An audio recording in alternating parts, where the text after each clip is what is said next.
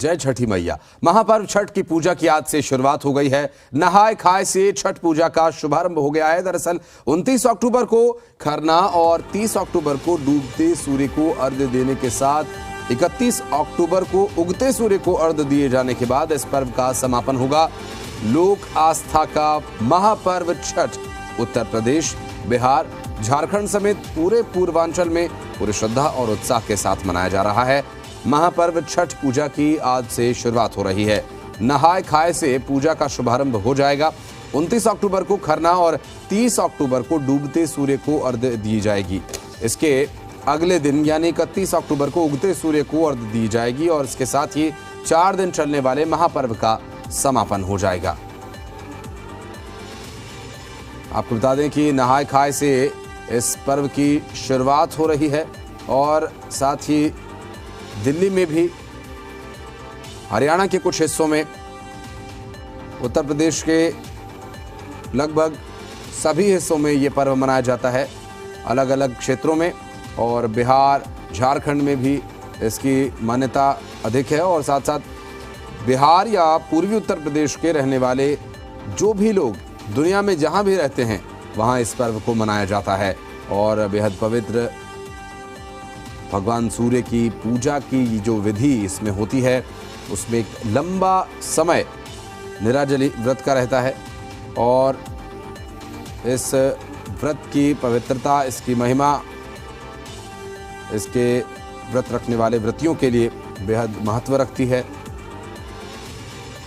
और साथ ही 30 अक्टूबर को डूबते सूर्य को अर्घ्य देकर इसकी शुरुआत हो गई है। और अब बात करेंगे हमारे सहयोगी बलराम पांडे से, इस वक्त हमारे साथ मौजूद है। बलराम, आप इस वक्त कहां पर हैं और क्या तैयारी छठ पर्व को लेकर की गई है वहां? बिल्कुल आशीष, आज से छठ पर्व की शुरुआत हो गई है। आज पहला दिन है, नहाय खाए का दिन है। यही वजह है कि जो छठ माई के भक्त हैं वो यमुना के तटों पर पहुंचे हुए हैं स्नान करने के लिए। हम सीधे आपको तस्वीरों के माध्यम से दिखाएंगे कि किस तरीके से जो छठ माई के भक्त हैं वो यमुना में डुबकी लगाते हुए आपको नजर आ रहे होंगे। और आप देखिए, यमुना का पानी काफी ज्यादा दूषित है, उसके बावजूद ये आस्था का पर्व माना जाता है। और यही वजह है कि अपनी आस्था को पूर्ण करने के लिए जो छठ माई के भक्त हैं वो इस दूषित पानी में भी डुबकी लगाते हुए आपको नजर आ रहे होंगे। क्योंकि आज पहला दिन है, आज नहाय खाए का दिन है, इसलिए सभी भक्त स्नान करके आज अपने पूजा की शुरुआत कर रहे हैं। और आप देखिए तट पर किस तरीके से यहां पर पूजा अर्चना की जा रही है। लेकिन हम आपको तस्वीरों के माध्यम से दिखाएंगे कि किस तरीके से यमुना में सफेद झाग आपको देखने को मिल रहा होगा। और इस झाग को लेकर के कल राजनीति भी दिल्ली में काफी ज्यादा हुई। भारतीय जनता पार्टी का कहना था कि इस झाग को खत्म करने के लिए केमिकल का इस्तेमाल किया जा रहा है जो भक्तों को काफी ज्यादा नुकसान पहुंचा सकता है। इसको लेकर के शिकायत भी की गई। लेकिन आज फिर सुबह से यहां पर इस झाग को खत्म करने के लिए केमिकल का छिड़काव किया जा रहा है। हम अपने सहयोगी से कहेंगे कि वो दिखाएं तस्वीरों के माध्यम से कि किस तरह से यहां पर झाग को खत्म करने के लिए केमिकल का छिड़काव किया जा रहा है। और दूसरी तस्वीर आपको दिखाएंगे कि किस तरीके से घाट पर गंदगी का अंबार लगा हुआ है। सरकारें दावा करती हैं कि छठ पर्व को मनाने के लिए हम करोड़ों रुपए खर्च करते हैं, साफ सफाई करते हैं, उचित प्रबंध करते हैं। लेकिन कहा जाता है कि तस्वीरें कभी झूठ नहीं बोलती। और ये तस्वीरें बयां कर रही हैं कि दिल्ली के यमुना घाट पर किस तरीके से गंदगी का अंबार लगा हुआ है और जो छठ माई के भक्त हैं वो इस गंदगी में पूजा करने के लिए मजबूर हैं। और ये तस्वीरें बता रही हैं कि जो वादे हैं, चाहे वो एमसीडी के हों, चाहे दिल्ली सरकार के हों, वो वादे कहीं ना कहीं अधूरे नजर आ रहे हैं। और इसीलिए जी मीडिया भी ये सवाल खड़े करता है कि आखिरकार जब करोड़ों रुपए खर्च करके इस पर्व को मनाने की बात कही जाती है तो घाटों पर इस तरह के गंदगी के अंबार क्यों नजर आते हैं। और ये गंदगी खुद ब खुद बयां कर रही है कि आखिरकार किस तरीके से साफ सफाई की गई है घाटों की, किस तरीके की तैयारी की गई है। और आप देखिए ये तस्वीरें हैं यमुना के तट की, जहां पर छठ माई के भक्त पूजा अर्चना कर रहे हैं और ये गंदगी का अंबार लगा हुआ है। जहां भी आप नजर डालेंगे वहां सिर्फ आपको गंदगी का अंबार नजर आएगा। ये देखिए इस तरीके के गंदगी के अंबार यहां पर लगे हुए हैं। झाग को खत्म करने के लिए केमिकल का छिड़काव किया जा रहा है। लेकिन जो घाटों पर गंदगी है उसको हटाने की कोशिश नहीं की जा रही है, चाहे वो एमसीडी के द्वारा हो या फिर दिल्ली सरकार के द्वारा। लेकिन आम आदमी पार्टी और भारतीय जनता पार्टी अपनी अपनी राजनीति रोटियां सेकने के लिए वो बार बार ये दावा करते हैं कि हम छठ भक्तों के लिए ये कर रहे हैं, वो कर रहे हैं। लेकिन जब ये तस्वीरें हम दिखा रहे हैं तो ये सवाल खड़े होते हैं कि आखिरकार छठ पर्व को लेकर के दिल्ली में किस तरह की तैयारी की गई है।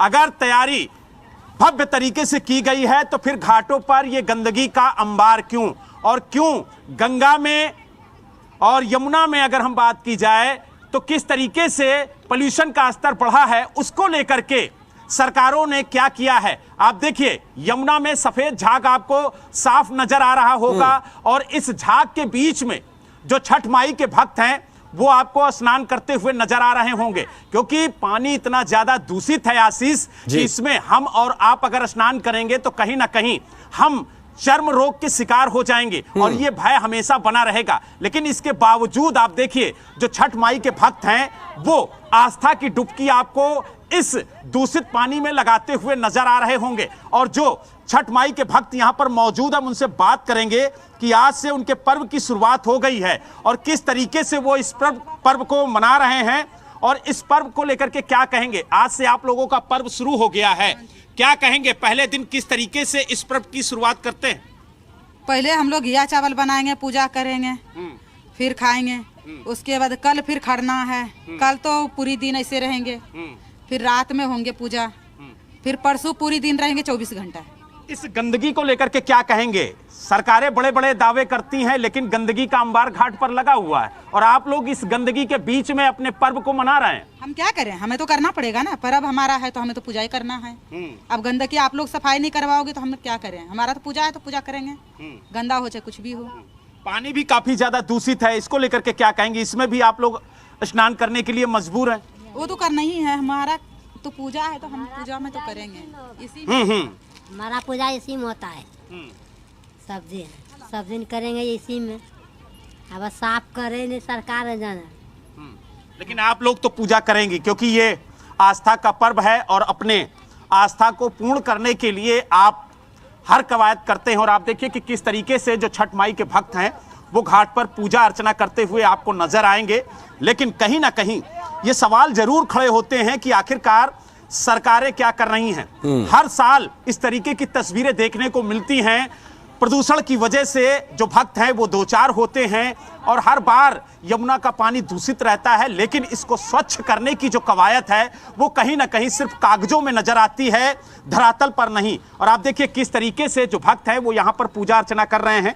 जो भक्त यहाँ पर मौजूद हैं उनसे लगातार बात कर रहे हैं और जानने की कोशिश कर रहे हैं कि आज पहला दिन है और पहले दिन वो किस तरीके से पूजा अर्चना कर रहे हैं, इसके बाद किस तरीके से इस व्रत की शुरुआत होगी, और 4 दिन चलने वाले इस व्रत को किस तरीके से वो लोग पूर्ण करते हैं, और इस व्रत की जो खासियत है वो क्या है, ये भी हम भक्तों से जानेंगे। क्या नाम है आपका? आपसे जानेंगे कि आखिरकार इस व्रत को लेकर के आप लोग जो पूजा अर्चना कर रहे हैं ये कब तक चलेगा, और अगर बात की जाए तो इस व्रत को क्यों मनाया जाता है? जी, इस व्रत को क्यों मनाया जाता है? ये हम लोग का सबसे बड़ा व्रत है। हम लोग छठ को सब त्योहार से ज़्यादा मानते हैं, हम लोग को मनोकामना पूरा करते हैं, इसलिए हम लोग छठ मनाते हैं।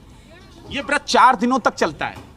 हाँ, 4 दिनों तक चलते हैं। पहला कदवा भात चलते हैं, फिर खरना चलते हैं, फिर पहली अर्घ, फिर उसके बाद निस्तार होते हैं। अच्छा, इस पर्व में पहली बार देखा गया है और पहला पर्व ऐसा है जिसमें ढलते हुए सूर्य को भी अर्घ दिया जाता है, क्योंकि अधिकांश व्रत में देखा जाता है कि उगते सूर्य को अर्घ दिया जाता है, लेकिन इस पर्व में ढलते हुए सूर्य को भी अर्घ दिया जाता है। इसका क्या महत्व है? ये जैसे ढलते हुए में जैसे नीचे जाते हैं ना सूर्य, तो उस टाइम में आप हम लोग का अच्छा होता है। जैसे जाते हुए सूर्य को अर्घ देते हैं तो वो हम लोग का सही माना जाता है, और उगते हुए जो लाली होता है उसमें अर्घ देता है तो उसमें हमको ज़्यादा माना जाता है। तो आज इस पर्व का पहला दिन है, तो आज आप लोग क्या क्या करेंगे? आज हम लोग घिया की सब्जी, चावल, चने के दाल और सब पापड़ तिलौरी सब बनाएंगे, खाएंगे। और जो रिश्तेदार का जो नहीं होता है व्रत उसको न्योता दे करके बुलाएंगे, खिलाएंगे। उसके बाद फिर कल खरना। तो आपका ये पहला व्रत है कि इससे पहले भी आपने किया था? 4 साल हो गया ये। 4 साल से आप व्रत कर रहे हैं। आप बताइए, आप क्या कहेंगे इस व्रत को लेकर के? काफी खास तैयारी आप लोग करते हैं, पूरे साल इंतजार रहता है इस व्रत का, और छठ माई कैसे आप लोगों की मनोकामनाएं पूर्ण करती हैं, और 4 दिन चलने वाले इस व्रत को लेकर के क्या कहेंगी? क्या कहेंगे, हमारे छठ पूजा बहुत महत्व है और हम सारे चीज में इंतजाम कर रखते हैं कि हमारे लोग के पूजे बहुत महत्व हो जाते हैं, इसलिए पूजा हम लोग करते हैं, हर मनोकामना हमारा पूरा हो जाते हैं। अच्छा, आप लोग छठ माई का गीत भी बहुत गुनगुनाते हैं, तो वो गीत क्या है, हमारे दर्शक भी सुने और जाने की आखिरकार कि उस गीत को गा के आप लोग कैसे छठ माई को मनाते हैं? जी जी बताएं। मतलब क्या बताएं,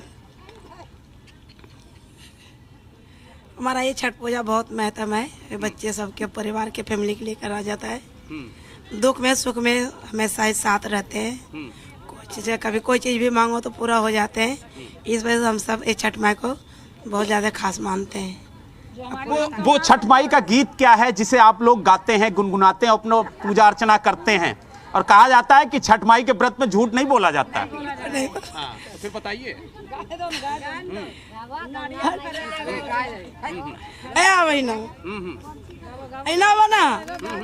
बतावा गाने वाली हूँ। आइए माता जी, ये आप लोगों के आस्था का पर्व है और बड़ी धूमधाम से आप लोग मनाते हैं। दिल्ली नहीं बल्कि पूरे देश में यह पर्व बड़ी धूमधाम से मनाया जाता है। तो इस पर्व को लेकर के क्या कुछ खास बातें हैं वो हम आप लोगों से जान रहे हैं, अपने दर्शकों को बताने की कोशिश कर रहे हैं कि दिल्ली समेत पूरे देश में ये छठ का महापर्व किस तरह से मनाया जाता है। और हम चाहेंगे उस गीत से आप शुरू करें इस पर्व को और बताएं कि कैसे ये पर्व मनाया जाता है और छठ माई को मनाने के लिए, उन्हें प्रसन्न करने के लिए किस तरह से आप लोग गीत गाते हैं। जी जी गाना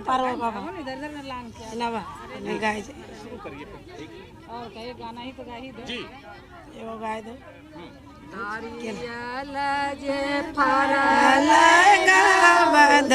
से उस पर सुगा मारा, उस पर सुगा मारा, मारा बौरे सुगा नादा नुसा से सुगा गिरे मोरोचा, सुगा गिरे मोरोचा, अनिज रोबे विरोध से छठ माँ हुआ नसा, छठ नाथ हुआ नसा, आज पर लगा बद से उस पर सुगा मारा, वहाँ पर सुगा मारा, मारा बौरे सुगा बांधनु से सुगा गिरे मोरोच, सुगा गिरे मोरोच, सुगा निज रोवे बीरो से छठ मैया हुआ नसा, दीनानाथ हुआ नसा,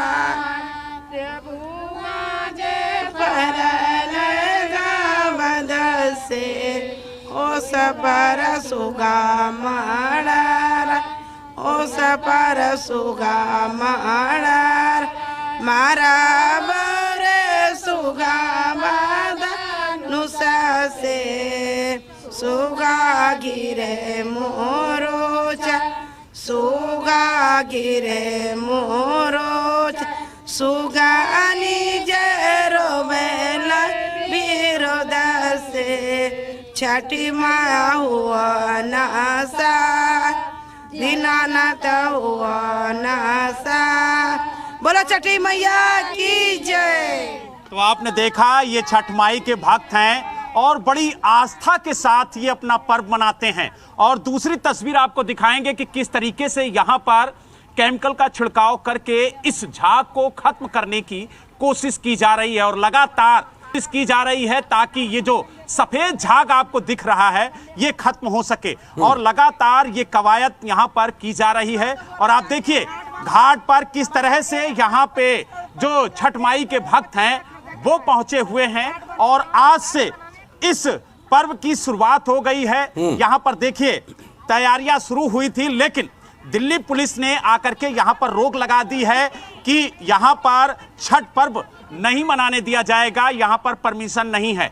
और आप देखिए किस तरीके से यहाँ पर कूड़े का ढेर लगा हुआ है, लेकिन हजारों की संख्या में सुबह यहाँ पर भक्त पहुंचे थे यमुना में डुबकी लगाने के लिए। और आप देखिए कि यहाँ पर अभी भी जो छठ माई के भक्त हैं वो मौजूद है, पूजा अर्चना कर रहे हैं, क्योंकि ये आस्था का पर्व है और इस पर्व को सभी भक्त बड़ी धूमधाम से मनाते हैं। और इसको लेकर के आप देखिए कि किस तरीके से यहाँ पर भक्त पूजा अर्चना करते हुए नजर आ रहे हैं। लेकिन अगर तैयारियों की बात की जाए तो तैयारियां कहीं ना कहीं अधूरी नजर आ रही हैं। यही वजह है कि भक्त काफी ज्यादा आक्रोशित और निराश हैं। जी बिल्कुल बलराम, बहुत शुक्रिया आपका, आपने सभी श्रद्धालुओं से बात कराई और उनके द्वारा सुनाया गया जो छठी मैया का गीत है हमारे सभी श्रद्धालुओं को भी काफी पसंद आया होगा, क्योंकि ये छठ महापर्व आस्था का पर्व है।